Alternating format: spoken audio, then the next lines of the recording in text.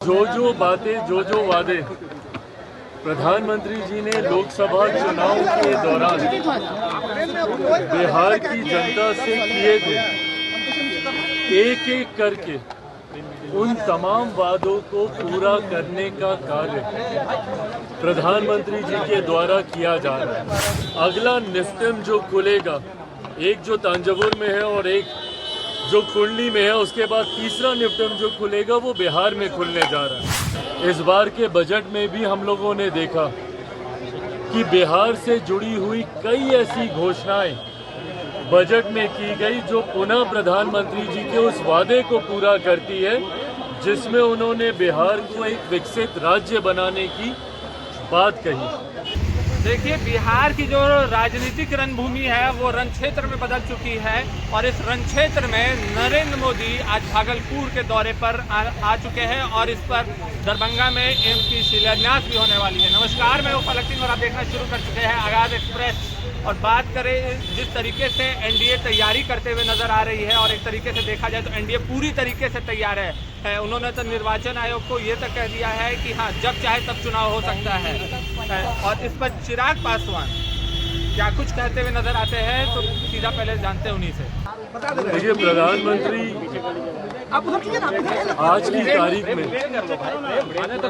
अपने वादों को, अपनी बातों को पूरा करने की गारंटी है। जो बातें जो वादे प्रधानमंत्री जी ने लोकसभा चुनाव के दौरान बिहार की जनता से किए थे, एक एक करके उन तमाम वादों को पूरा करने का कार्य प्रधानमंत्री जी के द्वारा किया जा रहा है। कुछ समय पूर्व हम लोगों ने देखा कैसे दरभंगा में बिहार को एक और एम्स देने का कार्य प्रधानमंत्री जी के द्वारा किया गया।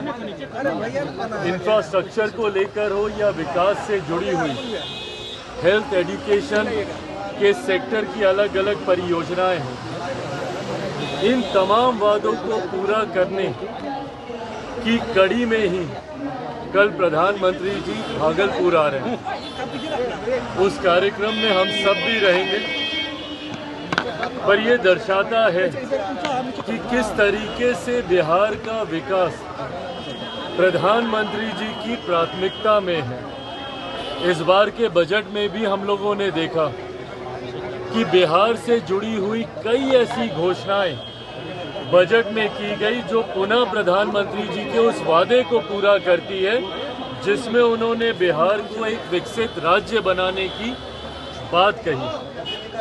एयरपोर्ट पे हम लोग मौजूद हैं, ग्रीनफील्ड एयरपोर्ट्स का जिक्र हो या शिक्षा के क्षेत्र में आईआईटी एक्सपेंशन की बात हो।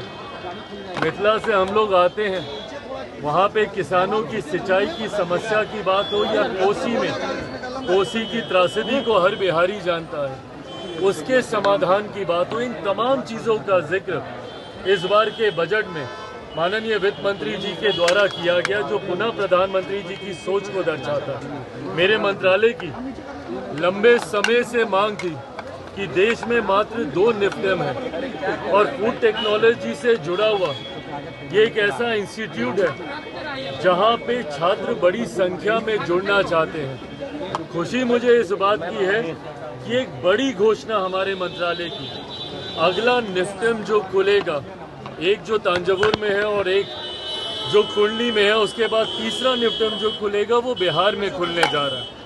और मखाना जिसका सबसे ज़्यादा उत्पादन बिहार में होता है, उसको लेकर भी मखाना बोर्ड बनाने की घोषणा इस बार के बजट में की गई। ये पुनः ये तमाम बातें दर्शाती हैं कि प्रधानमंत्री जी की प्राथमिकता में बिहार है, बिहार का विकास है, और उसी श्रृंखला में कल वो बिहार के भागलपुर में आ रहे हैं। चिराग जी, जमुई उसमें आपके पार्टी के लोजपा रामविलास के महासचिव को अरेस्ट किया गया है पुलिस के द्वारा।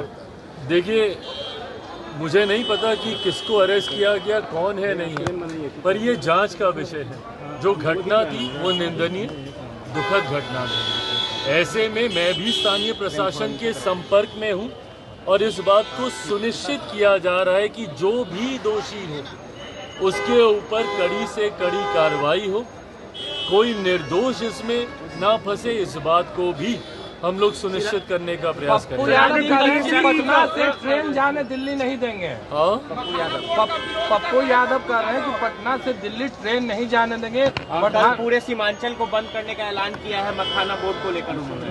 क्यों मखाना बोर्ड को लेकर क्यों बंद क्यों करेंगे? मिथिलांचल को देखा जा रहा है। हाँ, विशेष राज्य का दर्जा नहीं दिया। नहीं तो बिहार को बंद करके और ये करके क्या मिलेगा इसमें? भाई उनका अपना तरीका है, उनके तरीके पे हम नहीं जाएंगे। पर हाँ, आज की तारीख में जब डबल इंजन की सरकार मिलकर बिहार के विकास को गति देने का काम कर रही है, अलग अलग परियोजनाओं के माध्यम से जब बिहार को मुख्य धारा के साथ जोड़ने का कार्य किया जा रहा है, तो उसमें इस तरीके से सिर्फ राजनीति करना कहीं से उचित नहीं। जैसे कि आपने देखा और सुना, साफ तौर पर उनका जो चिराग पासवान का जो कहना है वो ये है कि नरेंद्र मोदी बिहार से इसलिए आ रहे हैं क्योंकि उनको बिहार से खासा लगाव है और बिहार को बड़ी सौगात देने आ रहे हैं। और जिस तरीके से बजट में भी बिहार को तवज्जो दिया गया था और अहमियत दी गई थी, तो इससे साफ ये होता है कि बिहार पर खासा नरेंद्र मोदी का एक लगाव है, एक प्रेम है। और जिस तरीके से हमलावर हो रही है विपक्ष कि हाँ, नरेंद्र मोदी चुनाव को लेकर के बिहार के दौरे करते हुए आ रहे हैं, इस पर राजनीतिक भूचाल और राजनीतिक गलियारों में एक बवाल होना तय माना जा रहा है। तब तक के लिए जुड़े रहे हमारे साथ, देखते रहे आगाज एक्सप्रेस। धन्यवाद।